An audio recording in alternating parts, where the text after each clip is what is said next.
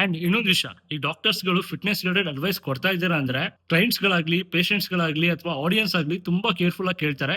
And they are going to take your words very seriously. ಈಗ let's say ನೀವೇನಾದ್ರೂ ಒಳ್ಳೆ practice ಮಾಡಿ ಅಂತ ಹೇಳಿ, ಡೆಫಿನೆಟ್ಲಿ ಇದನ್ನ ಕೇಳ್ತಾರೆ, ಆಯ್ತಾ.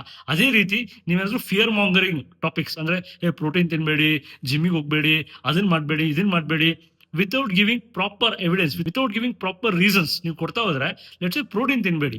ಸೊ ಪ್ರೋಟೀನು ಚಿಕನ್ನು, ಮೊಟ್ಟೆ ಆಯ್ತು, ಡೈರಿ ಪ್ರಾಡಕ್ಟ್ಸ್ ಇಂದನೂ ಬರುತ್ತೆ, ಹಾಲು, ಮೊಸರು, ಯೋಗರ್ಟ್, ಪನೀರ್, ಚೀಸ್, ದಾಲ್ ಎಲ್ಲ ಇಂದನೂ ಬರುತ್ತೆ. ಸೊ ನೀವು ಪ್ರೋಟೀನೇ ತಿನ್ಬೇಡಿ ಅಂದ್ರೆ ಎಷ್ಟು ಡ್ಯಾಮೇಜಿಂಗ್ ಸ್ಟೇಟ್ಮೆಂಟ್ ಗೊತ್ತಾ ಇದು. ವಿತೌಟ್ ಪ್ರೋಟೀನ್ ಎಷ್ಟೊಂದು ಇಶ್ಯೂಸ್ ಬರ್ತಾ ಇದೆ. India is one of the diabetic capital. So diabetic capital of the world ಯಾಕಾಗಿದೆ ಅರ್ಥ ಮಾಡ್ಕೊಳ್ಳಿ. ನಾವು ತಿನ್ನೋ ಫುಡ್ ಅಲ್ಲಿ, ಇಂಡಿಯನ್ ಫುಡ್ ಹೆಂಗಿದೆ ಅಂದ್ರೆ ದೇಸಿ ಫುಡ್ ರಿಚ್ ಆಫ್ ಕಾರ್ಬ್ಸ್ ಇಲ್ಲ ಫ್ಯಾಟ್ಸ್ ಇರುತ್ತೆ. ಸೊ ಇವೆರಡು ನಾವು ತಿಂತಾ ಹೋದ್ರೆ ನಾವು ಡಯಾಬಿಟಿಕ್ ತುಂಬಾ ಹತ್ರ ಇರ್ತೀವಿ. Almost majority of them are like ಏನಂತ ಹೇಳ್ಬೋದು ಪ್ರೀ ಡಯಾಬಿಟಿಕ್ ಅಥವಾ ಪ್ರೀ ಡಯಾಬಿಟಿಕ್ ಹತ್ರ ಇದ್ದಾರೆ. ಲೈಕ್ ಆಲ್ಮೋಸ್ಟ್ 5.2 ಮೇಲಿದ್ದಾರೆ ವ್ಯಾಲ್ಯೂ ಎಲ್ಲ.